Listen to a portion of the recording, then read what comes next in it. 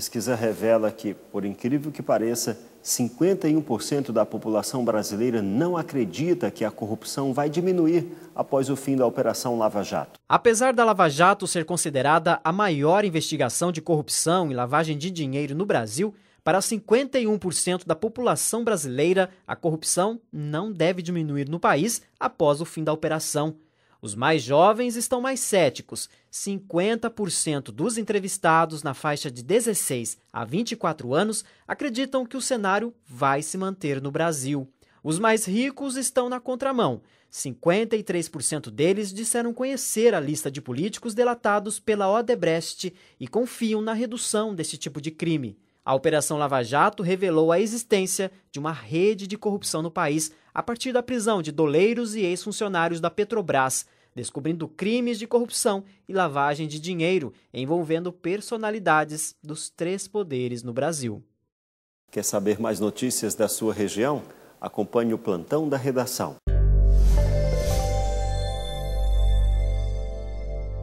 Segundo o Núcleo de Pesquisas Econômico-Sociais, revela que a cesta básica subiu 0,81%. Em abril, no Vale do Paraíba, essa é a 3ª alta consecutiva. E os vilões que puxaram a alta foram a cebola, a couve e a carne bovina. A cesta mais cara é a de Caçapava. Professores de escolas públicas de São José dos Campos serão treinados para ensinar alunos a coletar dados ambientais. O programa, em parceria com a NASA, tem a finalidade de fortalecer o projeto de pesquisa no meio ambiente. Fique agora com a previsão do tempo.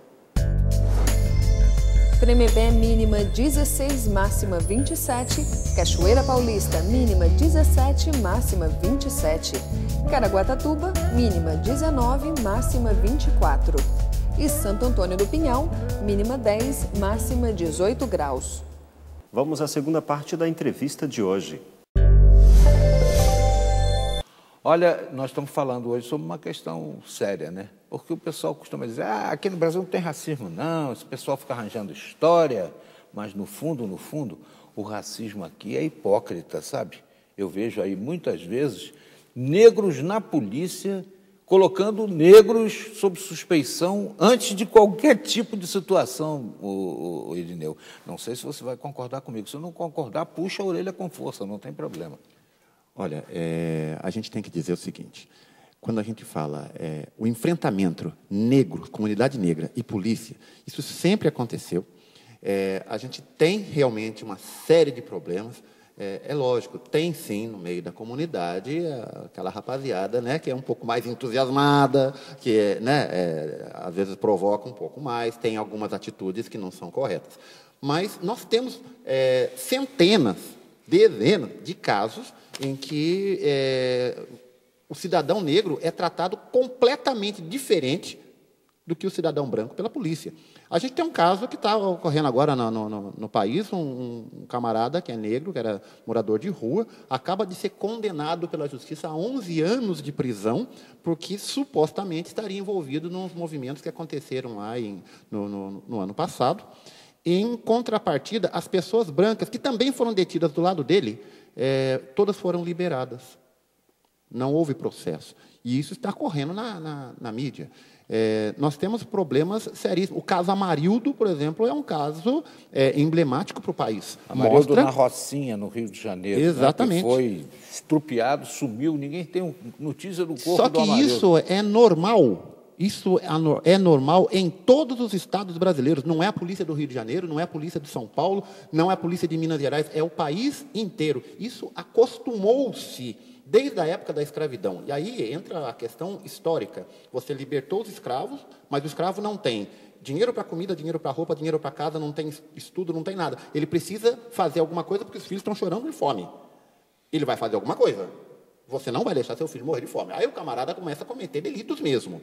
E aí, o grande problema é que, naquela época da libertação dos escravos, não se conhecia nome. O escravo tinha um nome dado pelo dono da fazenda. E era então, da Silva. E aí, era da Silveira.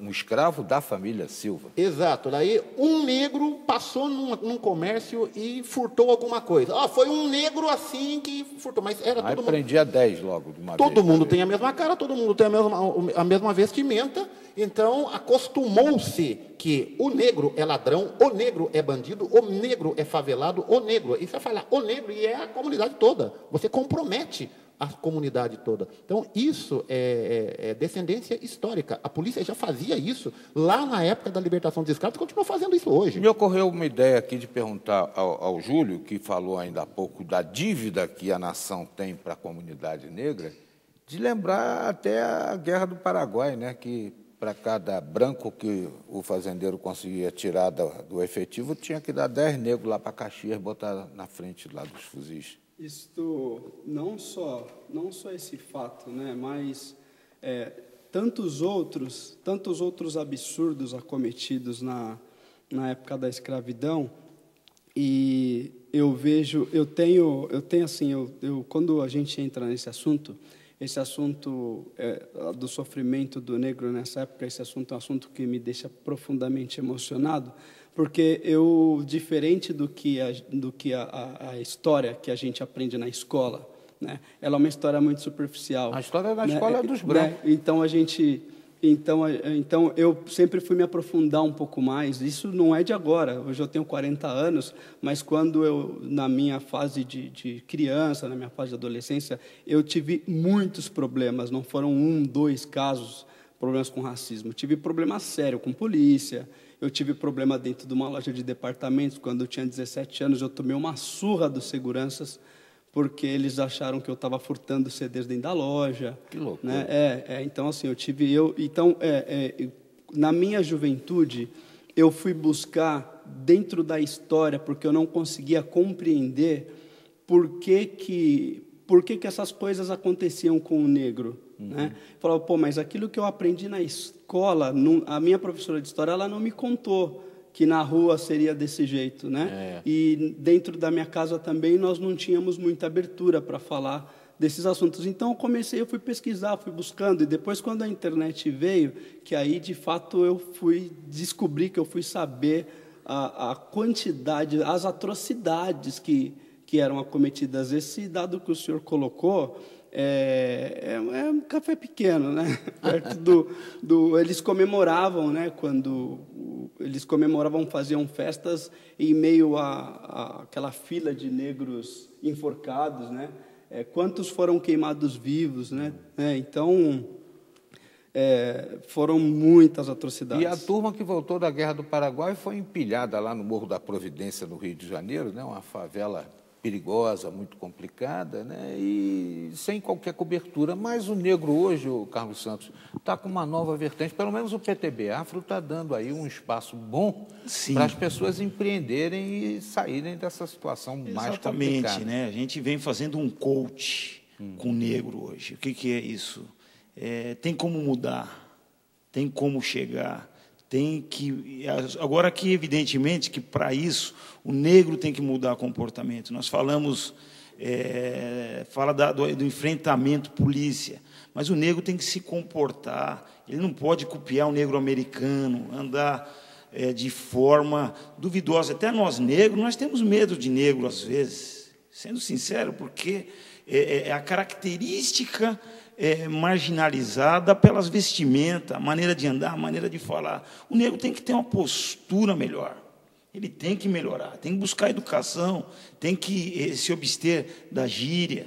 Então, tudo isso vai proporcionar um lugar melhor para o negro. Vai para uma entrevista, se ele tem uma fala melhor, mais intelectualizada, ele vai ter uma entrevista melhor vista, mais analisada, com mais propriedade. Então, a mudança que nós estamos pregando hoje é o seguinte: não depende do branco, depende de nós. O negro ele tem que empreender, o negro ele tem que estudar, o negro ele tem que mudar o comportamento.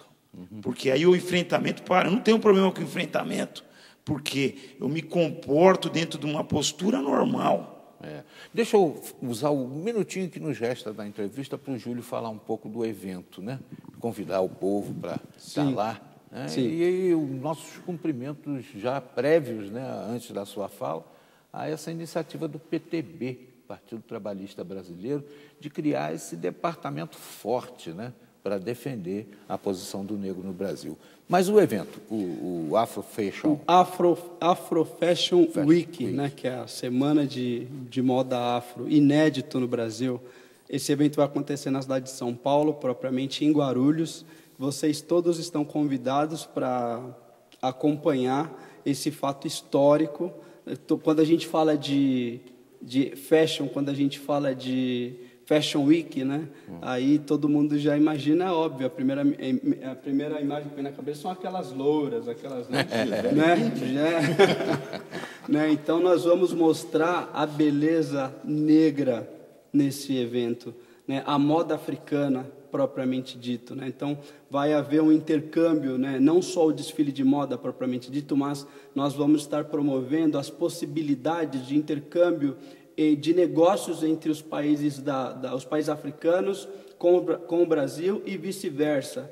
Nós teremos os membros da CPLP, que é a Comissão dos Países da Língua Portuguesa também, que vai estar trazendo possibilidades de intercâmbio de negócios, de business, né, de intercâmbio também voltado para a educação. Então, vai ser um evento bastante abrangente, inédito, e ressalto esse momento, que é um momento propício.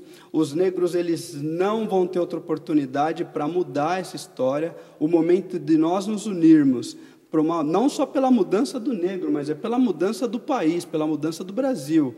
Hoje nós somos 54% da população, a maioria, mas é uma maioria desorganizada que acaba se tornando uma minoria. O Júlio falou uma coisa, entre muitas, importante, que realmente a comunidade branca ainda deve muito aos negros. Eu acho que evoluímos, mas realmente concordo com ele. Tivemos tempo aqui de colocar, vivendo o papel de Pai Tomás, um artista branco pintado de preto. Realmente, o fim, né? Hoje nós temos talentosos artistas negros sendo valorizados na televisão, no teatro, nas artes e em todos os segmentos da vida. E a gente espera que seja assim, porque no sangue de cada um de nós tem elementos negros também, com certeza. Nesta edição você viu os deveres a serem cumpridos por aquelas pessoas que perderam o prazo de entrega da declaração do imposto de renda. Chegou em Pindamonhangaba a exposição Recicla Lata Itinerante. Aplicativo dá oportunidade ao eleitor de participar ativamente de projetos de lei. Na série especial O Trabalho no Futuro, você conheceu as inovações no mundo da aviação e dos supermercados. Estes são alguns dos destaques mais importantes desta edição. Você pode rever todas as nossas reportagens no portal repórtersetorial.com. Acesse, compartilhe. Visite também nossa página no Facebook, no Instagram e o nosso canal no YouTube. Temos um encontro marcado de segunda a sexta ao meio-dia, aos sábados e domingos às 11 da noite. E lembre-se, a boa notícia é, quando Jesus voltar, todo olho verá.